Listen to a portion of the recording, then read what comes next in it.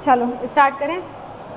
Okay, तो आज हमें पढ़ना है हेट्रोट्रॉफिक बैक्टीरिया के बारे में।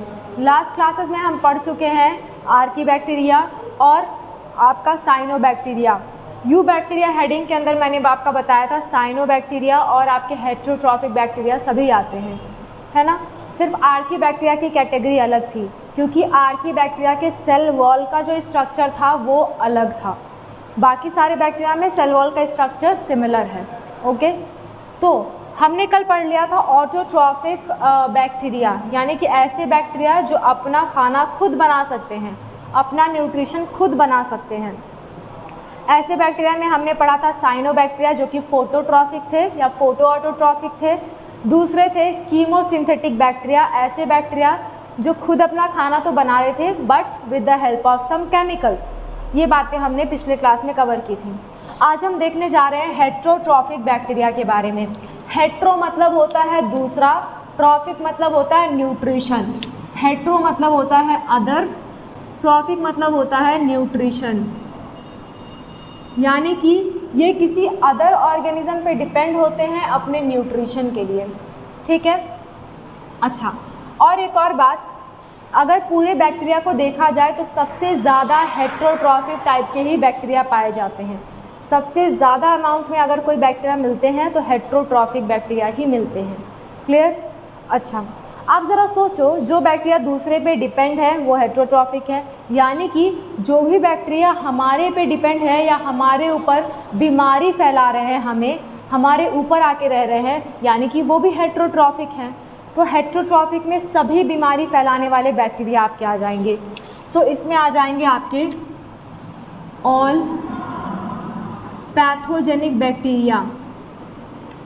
पैथोजेनिक बैक्टीरिया, पैथोजेनिक मतलब होता है disease causing, disease causing bacteria.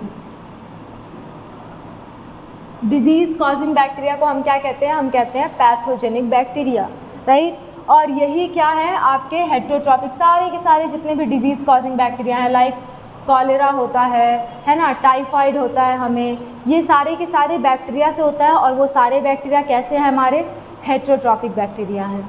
ठीक है, इतनी तो बातें हो गई हेट्रोट्रॉफिक बैक्टीरिया में। आप इसमें बहुत सारे एग्जांपल ढूंढ सकते हो। कोई भी आपको डिजीज़ कॉजिंग बैक्टीरिया दिख गया, कोई भी आपको पैरासाइटिक बैक्टीरिया दिख गया जो किसी प्लांट पे, एनिमल पे या ह्यूमन बींग्स पे डिजीज़ कॉज कर रहा है, वो सारे के सारे आपके क्या हो जाएंगे? Heterotrophic bacteria. Clear?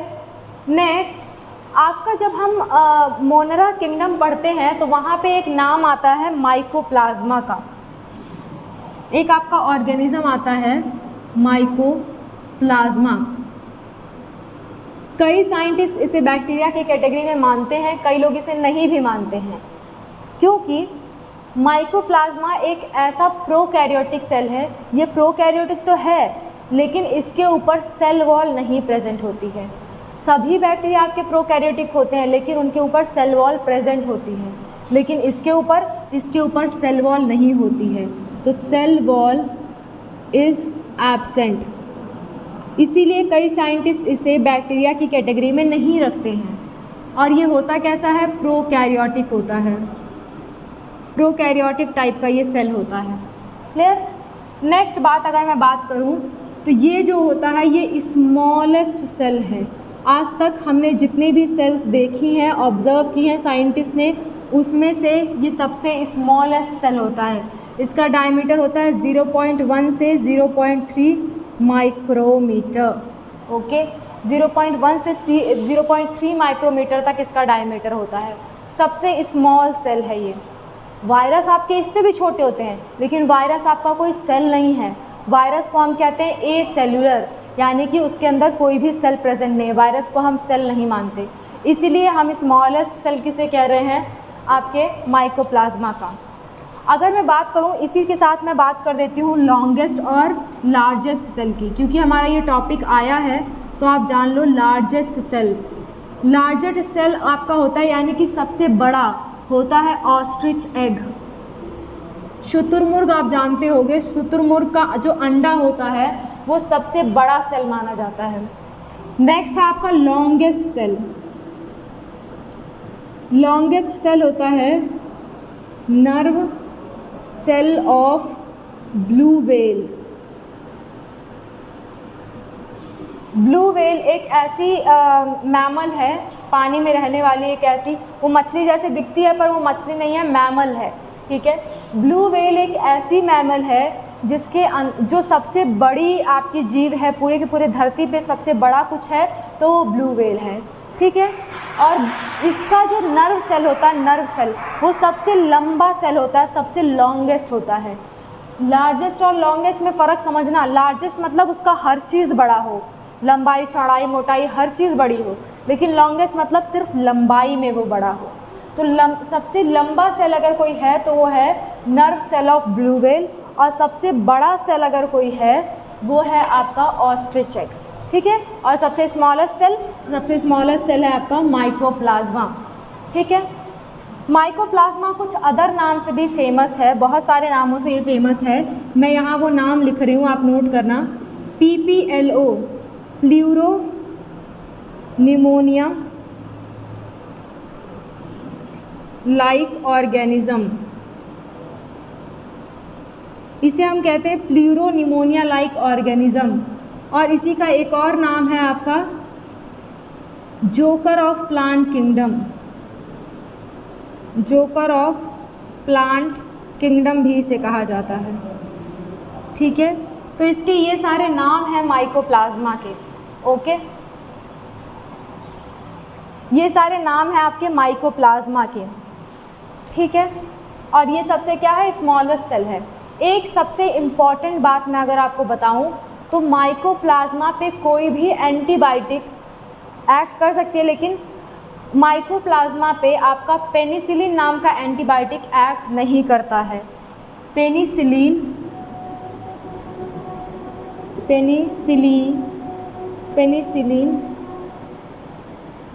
Do not act on mycoplasma. क्योंकि पेनिसिलिन का काम होता है, पेनिसिलिन आपका एक एंटीबायोटिक है जो कि बैक्टीरिया को मारने का काम करता है, लेकिन पेनिसिलिन सेल वॉल को तोड़ने का काम करता है, ठीक है। और सेल वॉल जब तोड़ता है तो बैक्टीरिया की डेथ हो जाती है। क्या हमारे माइकोप्लाज्मा के पास सेल वॉल है? नहीं, तो ये तोड़ेगा किसे? पेनिसिलिन का काम ही होता है सेल वॉल को तोड़ना और अल्टीमेटली बैक्टीरिया की मौत करा देना, डेथ करा देना। लेकिन क्योंकि माइकोप्लाज्मा के पास सेल वॉल ही नहीं है तो तोड़ेगा किसे, और तोड़ेगा नहीं तो डेथ कैसे होगी, राइट। इसीलिए पेनिसिलिन नाम का एंटीबायोटिक जो कि बहुत अच्छा एंटीबायोटिक माना जाता है वो माइकोप्लाज्मा पे एक्ट नहीं करता। ये भी एक रीज़न है कि कई साइंटिस्ट इसे बैक्टीरिया नहीं मानते हैं माइकोप्लाज्मा को, पर कई लोग मानते हैं बिकॉज ये प्रोकैरियोटिक सेल है। प्रोकैरियोटिक सेल के लिए आपका एक ही किंगडम बन रखा है, मोनेरा किंगडम, और उसमें सारे के सारे बैक्टीरिया आते हैं। क्लियर? तो ये बातें थी आपकी माइकोप्लाज्मा से रिलेटेड। एक और बात आपकी माइकोप्लाज्मा से रिलेटेड है, it can survive without oxygen. ये ऑक्सीजन के बिना भी सर्वाइव कर सकता है। It can survive without oxygen. Mycoplasma एक ऐसा ऑर्गेनिज्म है जिसको ऑक्सीजन की कोई ज़रूरत नहीं है सर्वाइव करने के लिए। ये बिना ऑक्सीजन के भी ज़िंदा रह सकता है, इसलिए हम इसको कहते हैं it can survive without oxygen as well, ठीक है। अच्छा, इतनी सारे कैरेक्टरिस्टिक थी हमारी माइकोप्लाज्मा के बारे में। यहाँ पे आपका किंगडम मोनेरा ख़त्म होता है, यहाँ पे आपका माइकोप्लाज्मा ख़त्म होता है। बात कर लेते हैं बैक्टीरिया के रिप्रोडक्शन के बारे में, किस किस तरह का रिप्रोडक्शन प्रेजेंट होता है बैक्टीरिया में, उस बारे में बात कर लेते हैं। तो मैं इस चीज़ को इरेज कर रही हूँ।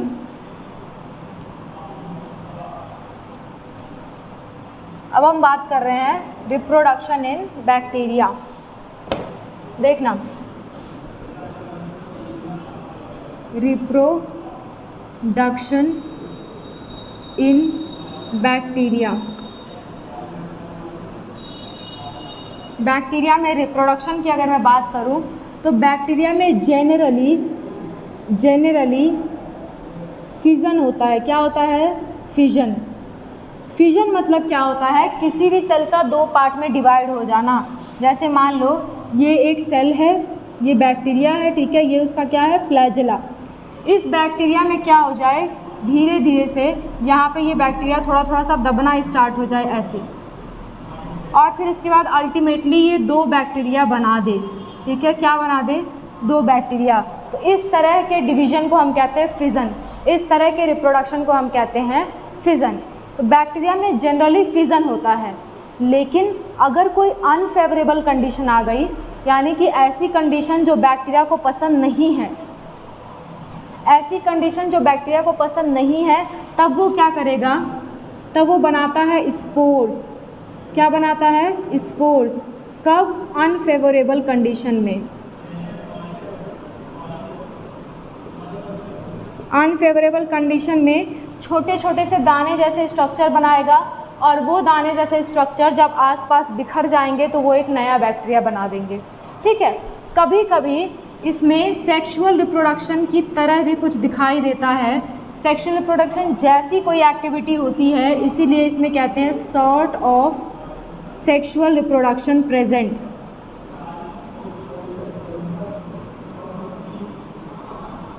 प्रेजेंट मतलब एग्जैक्ट सेक्सुअल रिप्रोडक्शन नहीं हो रहा है, लेकिन सेक्सुअल रिप्रोडक्शन जैसा कुछ काम इसमें होता है, इसलिए हम कहते हैं सॉर्ट ऑफ सेक्सुअल रिप्रोडक्शन, यानी सेक्सुअल रिप्रोडक्शन जैसा कुछ काम बैक्टीरिया कर सकता है। जनरली तो क्या करेगा, जनरली रिप्रोडक्शन से करना है तो फिजन करेगा, अनफेवरेबल कंडीशन है तो स्पोर्स बनाएगा, और कभी कभी sort of sexual reproduction show करता है, यानी कि सेक्सुअल रिप्रोडक्शन जैसी वो रिप्रोडक्शन शो करता है, ठीक है। इसकी डिटेल में बहुत हमको नहीं जाना है, आपके मोनरा किंगडम के बारे में इतना ही था, ठीक है। आपके सिलेबस में मोनरा किंगडम के बारे में इतना ही दे रखा है, इससे बाहर का कुछ नहीं पूछता, ठीक है। तो आपका पहला किंगडम ख़त्म हो चुका है, मोनरा किंगडम। आगे हम पढ़ने वाले हैं प्रोटिस्टा और फंजाई किंगडम, ठीक है, और बाकी प्लांट और एनिमलिया का आपका अलग चैप्टर है ही, ओके। तो एक किंगडम हमारा ख़त्म हो गया, मोनरा किंगडम। नेक्स्ट क्लास से हम पढ़ना शुरू करेंगे प्रोटिस्टा किंगडम, ओके। मोनरा किंगडम यानी कि प्रोकैरियोटिक वाला किंगडम आपका ख़त्म, ओके। नेक्स्ट क्लास में हम शुरू करेंगे प्रोटिस्टा, ओके। आज के लिए बस इतना ही।